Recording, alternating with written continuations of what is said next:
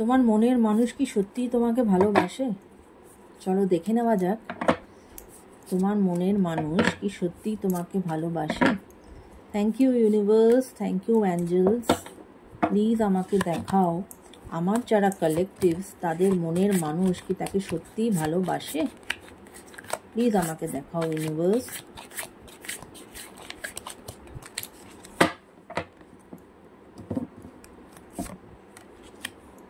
Thank you.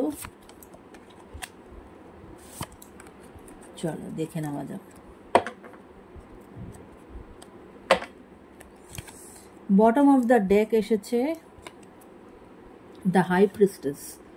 অবশ্যই সে তোমার থেকে তো কিছু লুকাচ্ছে। হ্যাঁ, সে কিন্তু তোমাকে কিছু একটা হাইড করছে। পুরোপুরি সে কিন্তু তোমাকে প্রপারলি বলছে না কিছু। ওকে, চলো দেখি। পেজ অফ সোর্স এসেছে। তার ভাবনা চিন্তায় অবশ্যই তোমার যিনি মনের মানুষ তিনি, তার ভাবনা চিন্তার মধ্যে একটা পরিবর্তন এসেছে, কিন্তু তিনি ভাবছেন হয়তো তিনি তোমার দিকে এগোবেন বা তিনি তোমার কাছে আসবেন, কিন্তু উনি সেই জিনিসটাকে ইমপ্লিমেন্ট করতে পারছেন না। এবং সেটা কেন করতে পারছেন না সেটাই হয়তো উনি তোমার থেকে লুকাচ্ছেন। হ্যাঁ, উনি তোমার কাছে আসতে চাইছেন কিন্তু কেন আসতে পারছেন না সেটাই উনি তোমার থেকে লুকাচ্ছেন। এবং 9 অফ পেন্টিকলসের কার্ড এসেছে। উনি তোমাকে মানে কি বলবো, মানে উনি তোমাকে মানে খুব একটা এস্টাবলিশড পারসন হিসাবে দেখেন। এবং তোমার হয়তো হতে পারে তোমার অনেক ল্যাভিশ লাইফ, যেটা হয়তো উনি মনে করছেন যে অতটা ল্যাভিশনেস উনি তোমাকে দিতে পারবেন কি পারবেন না সেটা নিয়ে ওনার একটা সংশয় চলছে।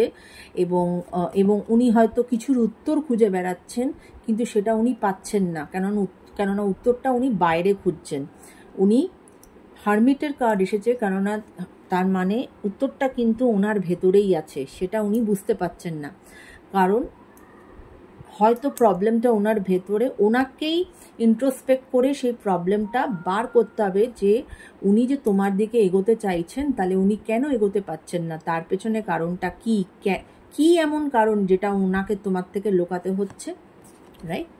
আর কেন বা ওনার এরকম ভাবনা চিন্তা যে তুমি হয়তো অনেক বেশি ল্যাভিশ লাইফ লিড করো, সেটা কি উনি মানিটারির দিক থেকে উনি কি তোমাকে সেই ল্যাভিশনেস দিতে পারবেন? এটাই কি তার ভাবনা চিন্তা, বা এটাই কি তার একমাত্র কারণ যে উনি চিন্তা ভাবনা করেও উনি তোমার দিকে এগোতে পারছেন না?